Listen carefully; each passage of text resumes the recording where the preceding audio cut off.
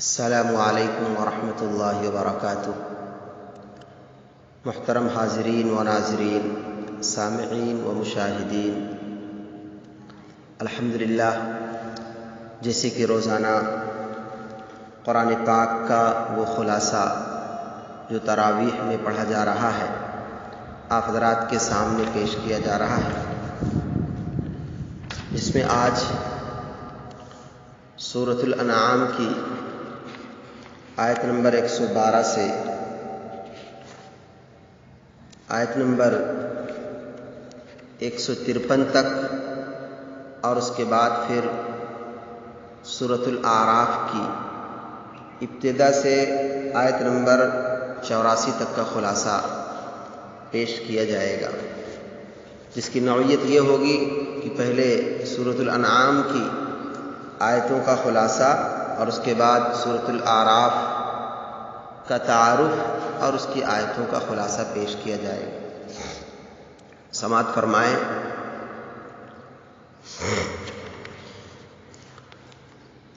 انسان نما شیطان، جس طرح شیاطین جنوں میں سے ہوتے ہیں اسی طرح انسانوں میں بھی ہوتے ہیں۔ یہ چکنی چپڑی باتوں کے ذریعے انسانوں کو بہکاتے رہتے ہیں، لہذا انسان کو چاہیے کہ ایسے لوگوں سے بچ کر رہے جو دین کی مخالفت پر ابھارتے ہیں۔ وہ انسان نہیں بلکہ انسان نما شیطان ہے۔ اللہ کا نام لے کر ذبح کرو۔ اللہ تعالیٰ نے بعض جانوروں کو حلال اور بعض کو حرام قرار دیا ہے۔ حرام جانوروں کا کھانا تو حرام ہی ہے، مگر وہ حلال جانور جس کو ذبح کرتے وقت جان بوجھ کر اللہ کا نام نہ لیا گیا ہو یا اللہ کے نام کے ساتھ کسی اور کا نام لیا گیا ہو، اس کا گوشت کھانا بھی حرام ہے، لہذا اس سے بچنا چاہیے۔ ظاہری اعضاء اور دل کے گناہ جس طرح ظاہری اعضاء سے ہوتے ہیں، اسی طرح بعض گناہ قلب یعنی دل سے بھی ہوتے ہیں۔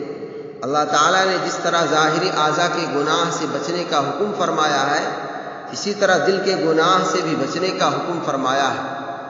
تکبر، بڑائی، اپنے آپ کو اچھا سمجھنا، ایک دوسرے سے حسد، بغض، عداوت رکھنا، عقیدے کی خرابی، یہ سب دل کے گناہ ہیں، ان سب سے بچتے رہنا چاہیے۔ کافر اور مومن کی مثال، کافر کی مثال مردہ اور مومن کی مثال زندہ کی سی ہے، اس لیے کہ مومن کا دل ایمان کے نور سے روشن ہوتا ہے اور کافر کا دل نور سے خالی ہوتا ہے، اور ان دونوں میں زمین آسمان کا فرق ہے۔ نبوت و رسالت، نبوت و پیغمبری کوئی ایسی چیز نہیں ہے جسے انسان اپنی محنت اور کوشش سے حاصل کر لے۔ آدمی علم و عمل کے ذریعے بزرگی کے کتنے ہی اونچے مقام پر پہنچ جائے مگر نبی نہیں بن سکتا، بلکہ نبوت و رسالت ایک عہدہ ہے جسے اللہ تعالیٰ اپنے خاص بندوں کو عطا فرماتے ہیں۔ یعنی نبوت وحی ہے جس کو اللہ تبارک و تعالیٰ چاہتے ہیں عطا فرماتے ہیں، کسبی نہیں ہے کہ کوئی اپنی محنت، ریاضت، عبادت، علم یا اپنی کسی طاقت یا اپنے کسی بھی فن سے اس کو حاصل کرے، یہ ممکن نہیں۔ اللہ تبارک و تعالی نے نبوت کو خاص فرمایا ہے، وہ جس کو چاہتا ہے عطا فرماتا ہے۔ آخرت کے درجات مختلف ہیں، دنیا عمل کی جگہ ہے اور آخرت بدلے کی۔ دنیا میں جس طرح لوگوں کے اعمال مختلف ہوتے ہیں، اسی طرح آخرت میں ان کے اعمال کے اعتبار سے ان کے درجات بھی مختلف ہوں گے، لہذا ہر انسان کو چاہیے وہ زیادہ سے زیادہ عمل کرے، زیادہ جب اس کا عمل ہوگا تو اس کا مقام بھی بلند ہوگا۔ زمین کی پیداوار کی زکوٰۃ، اللہ تعالیٰ نے زمین سے مختلف قسم کی پیداوار، اناج، غلہ، پھل وغیرہ اگا کر بندوں کو حکم دیا کہ اس میں سے کھاؤ اور اس پیداوار کا حق بھی ادا کرو۔ زمین کی پیداوار کا حق یہ ہے کہ اگر کھیت یا باغ کو بارش کے پانی سے سیراب کیا جاتا ہو تو اس زمین کی کل پیداوار کا 10واں حصہ، اور اگر کنویں، بورنگ یا ٹیوب ویل کے پانی سے سیراب کیا گیا ہو تو کل پیداوار کا 20واں حصہ یعنی 5% حصہ اللہ کے نام پر صدقہ کے مستحق فقیروں وغیرہ کو دینا واجب ہے، یعنی ضروری ہے۔ شرک سب سے بڑا گناہ ہے۔ اللہ تعالیٰ جیسا کسی دوسرے کو سمجھنا، جو صفتیں اللہ تعالیٰ کے ساتھ خاص ہیں، جیسے ہر چیز پر قادر ہونا، ہر جگہ موجود ہونا وغیرہ، ان کو کسی دوسرے کے لیے ثابت ماننا شرک ہے، اور شرک سب سے بڑا گناہ ہے۔ بار بار اللہ تعالیٰ نے اس سے منع فرمایا ہے۔ مرنے سے پہلے توبہ کیے بغیر یہ گناہ معاف نہیں ہوگا، لہذا اس سے بچنا بہت ضروری ہے۔ اولاد کو قتل کرنا، اولاد کو قتل کرنا بہت بڑا گناہ ہے۔ فقر فاقہ کے ڈر سے اپنی اولاد کو قتل نہیں کرنا چاہیے۔ سب کی روزی کا مالک اللہ تعالیٰ ہے۔ جس طرح وہ ماں باپ کے بھی روزی کا انتظام فرماتا ہے، اسی طرح وہ اولاد کے لیے بھی رزق کا انتظام فرماتا ہے۔ بے حیائی بری چیز ہے۔ بے حیائی یعنی زنا کاری، بدکاری وغیرہ حرام ہے۔ ایک مسلمان کو اس کے قریب بھی نہیں جانا چاہیے۔ عدل انصاف کرو، جب بھی بات کرو تو حق کی کہو، اور فیصلہ کرو تو انصاف کے ساتھ کرو، چاہے یہ بات اور یہ فیصلہ تمہارے رشتہ دار کے خلاف ہی کیوں نہ ہو۔ یتیم کا مال کھانا، ناجائز طریقے سے یتیم کا مال کھانا حرام ہے۔ یتیم کے مال کی حفاظت کرنا یا اس کی تجارت وغیرہ میں یا اس کو تجارت وغیرہ میں لگا کر بڑھانا اچھا طریقہ ہے۔ سورۃ الاعراف، اب یہاں سے سلسلہ شروع ہو رہا ہے سورۃ الاعراف کا۔ سورۃ الاعراف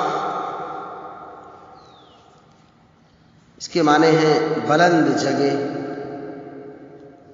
لہذا یہ سورت بھی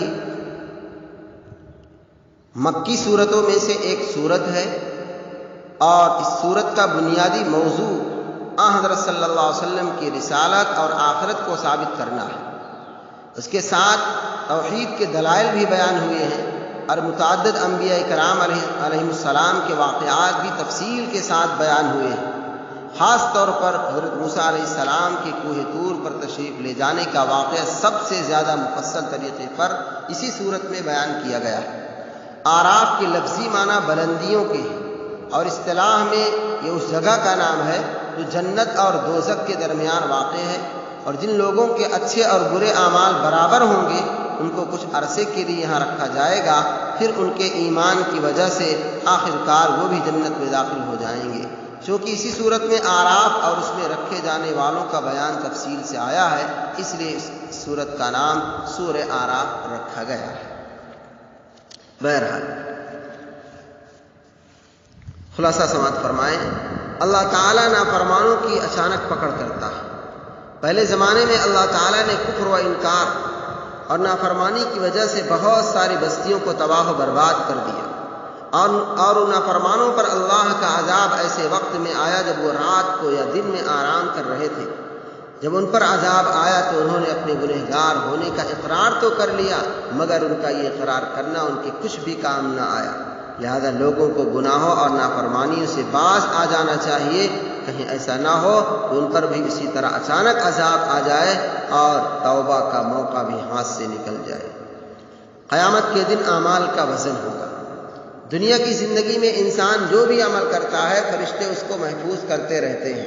قیامت کے دن اعمال یا نامہ اعمال کا وزن ہوگا، جس کے نیک اعمال کا پلہ بھاری ہوگا وہ کامیاب ہوگا، اور جس کا پلہ ہلکا ہوگا وہ ناکام ہوگا۔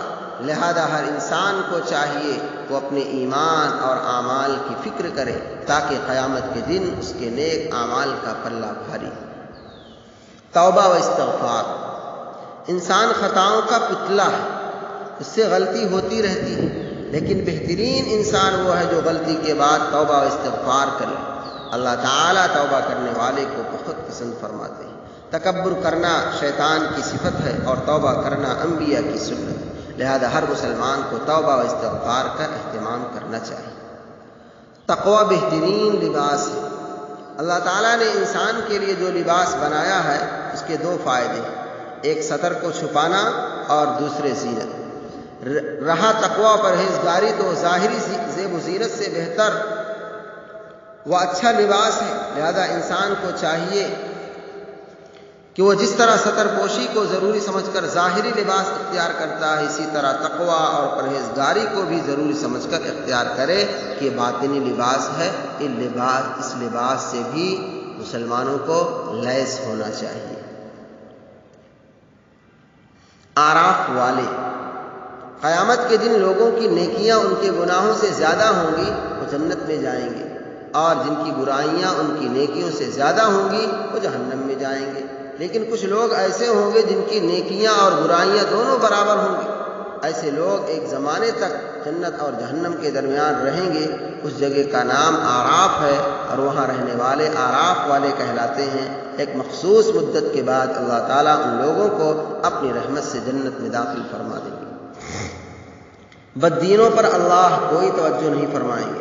جو لوگ دنیا کے دھوکے میں پڑے ہوئے ہیں، دین کی کوئی پرواہ نہیں کرتے اور اللہ تعالیٰ کی آیتوں کا انکار کرتے ہیں اور قیامت کے دن کو بھی بھلا رکھا ہے، ایسے لوگوں کی طرف اللہ تعالیٰ قیامت کے دن کوئی توجہ نہیں فرمائیں گے، نہ ان کی کسی بات کا جواب دیں گے اور نہ ہی ان کے عذاب میں تخفیف فرمائیں گے۔ دعا کا طریقہ، انسان کو ہر حالت میں اور ہر ضرورت میں اللہ رب العزت سے مانگنا چاہیے۔